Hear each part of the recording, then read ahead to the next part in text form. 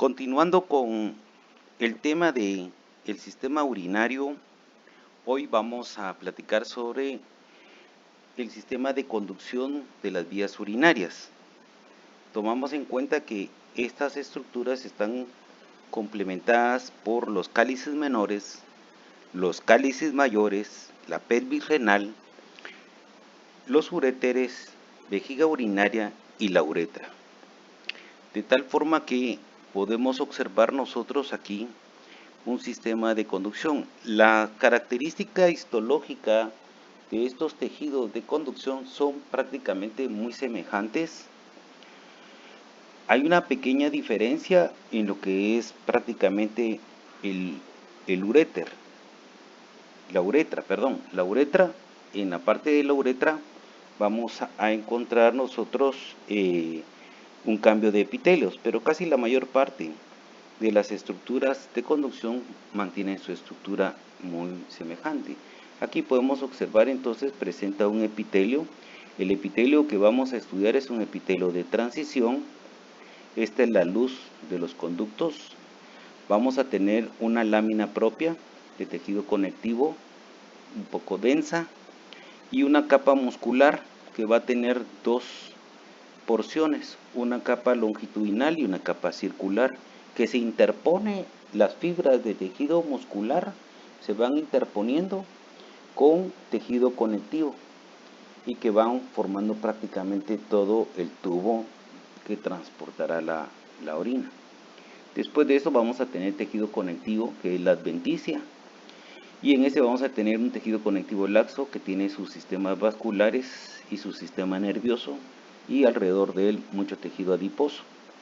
Vale la pena comentar de que el sistema de inervación está a cargo del sistema neurovegetativo a través de sus fibras simpáticas como de sus fibras parasimpáticas. Aquí podemos observar nosotros el epitelio de transición y vamos a hablar algunas características propias de este epitelio, ya que el epitelio de transición también le vamos el nombre de urotelio.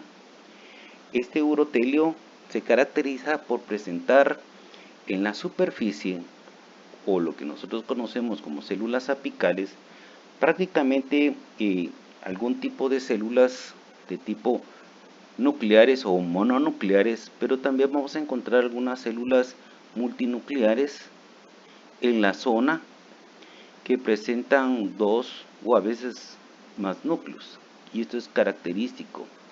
Vamos a observar también esta otra particularidad que presenta el epitelio como prolongaciones, ¿verdad? Como que fuera la estructura de un zipper, prácticamente prolongaciones en forma digitales en la superficie epitelial. El epitelio de transición, que también le damos el nombre de urotelio por corresponder a las vías urinarias, siempre va a tener una presencia de pliegues, y eso le da ciertas características de distensión. Estas células epiteliales normalmente se encuentran de forma cúbicas en un estado de relajación, y en un estado de distensión las podremos observar de forma planas, siempre con las mismas características nucleares que nosotros mencionamos. Algo bien importante que también podemos hablar es que en la parte intermedia, las células que corresponden a este nivel tienen forma de peras que se interconectan unas con otras a través de las uniones de tipo desmosómicas y de tipo comunicantes que nosotros ya hemos estudiado. Y en la parte basal vamos a encontrar nosotros células cúbicas bajas, que prácticamente estas células son células madres, muchas de ellas, que su función principal es dividirse para dar origen a otras células que van a llegar a la superficie de la región del tejido epitelial. Algo bien interesante de estas láminas, láminas o membranas celulares, es que tienen una capa más fuerte a través de proteínas que le damos el nombre de uroplaquinas. Y estas uroplaquinas permiten crear una zona selladora en la superficie. Esa evita el transporte de elementos hacia la región interna y prácticamente no permite la absorción de ningún elemento, de tal forma que la orina prácticamente a través de este epitelio es conducido de la región renal hasta la región de la vejiga urinaria, y durante todo ese trayecto este va a ser el epitelio prácticamente que vamos a estar estudiando. Abajo de él vamos a encontrar una lámina propia de tejido conectivo con todas las células que nosotros ya conocemos de tejido conectivo. Es una lámina propia básicamente con células de defensa, vasos sanguíneos. No vamos a encontrar una submucosa en esta región, y vamos a encontrar haces de fibras longitudinales, músculo liso en este caso, y fibras circulares. Entonces la capa interna de los conductos de transporte es músculo liso en forma longitudinal, y la capa externa de la porción muscular es fibra de músculo liso en forma circular alrededor. También vale la pena hacer el análisis de que entre las fibras musculares se va intercalando tejido conectivo, y que en conjunto dan la forma de sostén de un tubo de transporte a esta región. El urotelio va a depender más o menos del número de capas dependiendo de la región. En la región de los cálices menores más o menos vamos a tener un número de entre 2 y 3 capas. Más abajo, ya en la región pélvica de la pelvis renal, vamos a tener más o menos unas 3 capas. En el uréter entre 4 y 5 capas de epitelio, y en la región de la vejiga vamos a encontrar 6 o más capas del mismo epitelio. Pero como este tiene la característica de ser un epitelio de distensión, como un epitelio elástico, todas esas células que se encuentran en la región apical se extienden y se vuelven células planas, e incluso da la apariencia, al distenderse completamente porque todas sus células se despliegan, dan la apariencia de presentar aproximadamente 3 capas, aun cuando sean más las capas que podemos observar. Y en estado de relajación observamos un epitelio con múltiples capas. Entonces esto es lo interesante de esta región. Esta es una vista ya de las vías de la vejiga urinaria, que vemos nosotros que esa vejiga tiene más disposiciones de fibras musculares en diferentes direcciones, y en lugar de tener 2 capas de músculo, aquí tenemos el epitelio de transición nuevamente, su lámina propia de tejido conectivo con mucho tejido linfoide, y las capas musculares. Entonces vamos a tener una capa longitudinal, que es la más interna, una capa circular que va a ser intermedia, y más abajo vamos a tener otra capa longitudinal. Entonces tiene 3 capas, ¿verdad? De adentro hacia afuera, longitudinal, circular y longitudinal. Y después tenemos la adventicia, que es tejido conectivo, que se interrelaciona con el resto de los órganos que se encuentran en la región pélvica. Entonces estas son las características, una área bien vascularizada. Tenemos de igual forma nuestro sistema de inervación a través del sistema neurovegetativo. La vejiga urinaria presenta en su polo superior 2 orificios, que son los orificios prácticamente de la entrada de los uréteres, y que se drena. Cuando la vejiga urinaria se extiende por el llenado y almacenamiento de la orina, este estiramiento hace que los músculos contraigan los conductos y se cierren, lo que evita el reflujo de orina hacia las estructuras superiores, evitando un reflujo hacia el sistema renal. De esa forma va cumpliendo un sistema de control, y esa misma tensión contrae a través del sistema simpático y parasimpático, como un sistema de reflejo de sus fibras eferentes que llegan y contraen las fibras del músculo liso para permitir el vaciado. Entonces en la parte final, en el polo inferior, vamos a tener un conducto que va a ser prácticamente el conducto de la vejiga, que tiene un anillo de músculo liso. Este es el anillo interno, del esfínter y que se relaja para vaciar completamente el llenado. Entonces ese se abre a través de la presión y el reflejo que produce esa presión a través de la sensibilidad de su sistema simpático y parasimpático, estableciendo un vaciado completo hasta llegar a la región de la uretra, donde va a salir prácticamente la orina. Entonces ahí tenemos nosotros esas características prácticamente de la vejiga.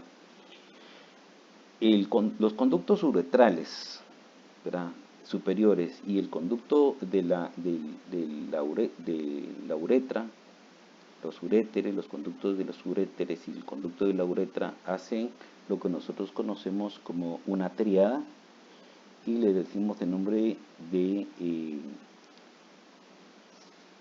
el trígono. Le damos el nombre del trígono a estos tres elementos que forman como un triángulo y que permite prácticamente conducir la orina hacia la parte más distal, que es prácticamente la uretra.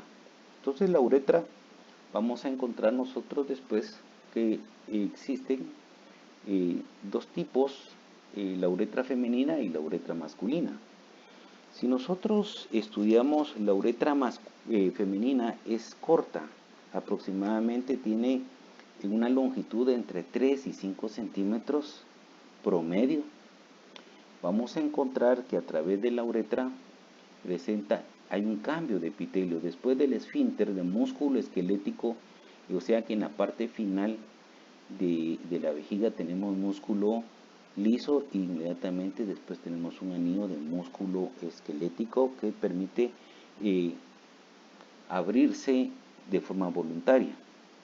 Entonces ese es el esfínter que prácticamente la persona, pues en el momento de la micción, desea prácticamente voluntariamente ayuda para liberar y expulsar todo el material de orina, desechando de esa forma todas las impurezas de nuestro cuerpo.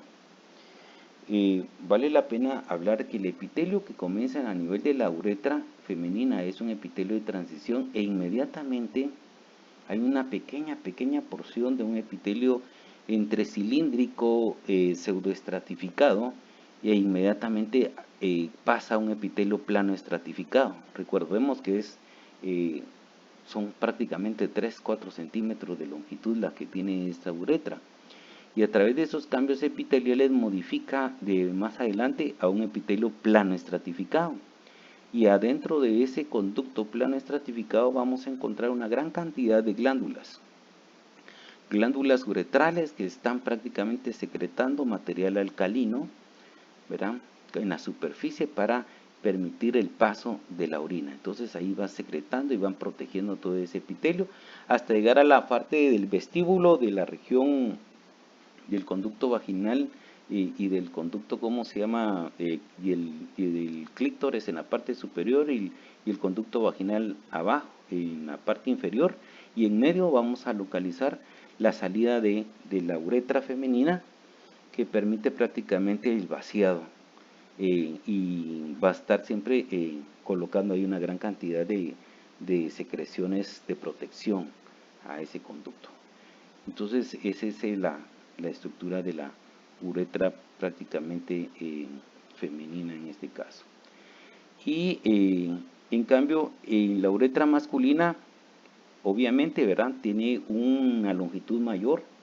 Vamos a decir nosotros que desde el momento que sale del esfínter interno de la vejiga urinaria hasta la punta del glande, vamos a tener una longitud promedio de unos 20 centímetros, ¿verdad? Y esta uretra masculina la vamos a dividir en 3 porciones. Y vamos a hablar de una uretra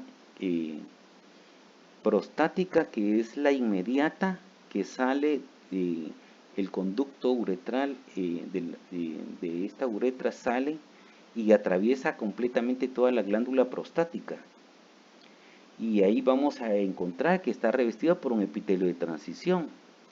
En la parte posterior de ese conducto vamos a localizar varios conductos de drenajes, por ejemplo, los conductos eyaculadores, ¿verdad?, que permiten el vaciado de todo el material seminal, ¿verdad?, y el material espermático a través de la uretra masculina en este caso. Más o menos el promedio de longitud de la uretra prostática es de unos 3 centímetros, entre 3 y 4 centímetros aproximadamente.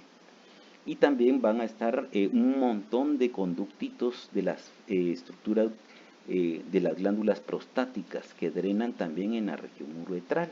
Entonces, de esa forma está formada la uretra masculina. Más abajo, en lo que es el piso pélvico, vamos a encontrar más o menos un cambio y le vamos el nombre de uretra membranosa, y que más o menos oscila entre 1 y 2 centímetros de longitud.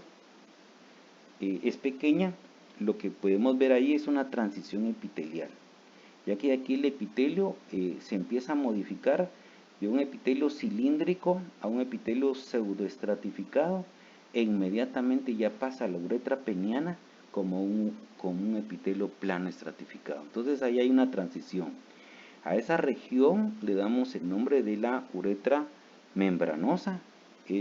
Prácticamente es pequeña, solo son como cambios epiteliales de transición, y el músculo esquelético que ya está presente en toda esa región, controlando y formándose a ese nivel nuevamente un esfínter que va a controlar y regular el vaciado de dicho material. Entonces, luego viene la última porción de la uretra, que le damos el nombre de uretra esponjosa o peniana, y esa puede tener una longitud promedio de unos 15 centímetros de longitud. Entonces, esa es prácticamente la estructura. Está envuelta, o sea, la uretra está envuelta por el cuerpo esponjoso, ¿verdad? Está rodeada prácticamente de todo el cuerpo esponjoso, y vamos a observar que en el recorrido el epitelio empieza a cambiar prácticamente inmediatamente de un epitelio pseudoestratificado a un epitelio plano estratificado, hasta llegar a la parte final en la región del glande, y en esa región vamos a encontrar algunas perforaciones de la salida de los conductos de las glándulas bulbouretrales, como las glándulas de Cooper y las de Lister, que están prácticamente constituidas a ese nivel. Y de esa forma prácticamente el epitelio sale al exterior y ya se convierte en una piel de lo que es el glande completamente, con todas sus características particulares que nosotros hemos estudiado en algún momento. Con esto prácticamente concluimos lo que son las vías de conducción del sistema urinario. Prácticamente es una clase bastante pequeña, ¿verdad? Tal vez donde tenemos que enfatizar más es en la forma de presentarse del músculo, del epitelio de transición a este nivel. Entonces, para conclusión, 3 capas fundamentales: la mucosa, que está constituida por un epitelio de transición, con la excepción de la uretra, que tiene algunos cambios epiteliales hasta convertir en el exterior como piel. Esa mucosa tiene una lámina propia debajo del epitelio, una lámina propia de tejido conectivo que permite interactuar, y después tenemos una segunda capa, que es la capa muscular, que normalmente vamos a encontrar una capa longitudinal interna y una capa circular externa. Y por último tendremos la capa adventicia, que no es más que tejido conectivo, que se comparte con el resto de los tejidos de las regiones pélvicas y de las regiones posteriores, donde pasan los uréteres. Con la excepción del músculo, vamos a hacer la diferencia con la vejiga urinaria, que ahí en lugar de tener 2 capas, ahí hay 3 capas de músculo liso, ¿verdad? Y la uretra, que ya estudiamos hace un momento, los cambios en relación a la femenina y a la masculina en sus diferentes periodos de transición epitelial hasta la salida. Entonces eso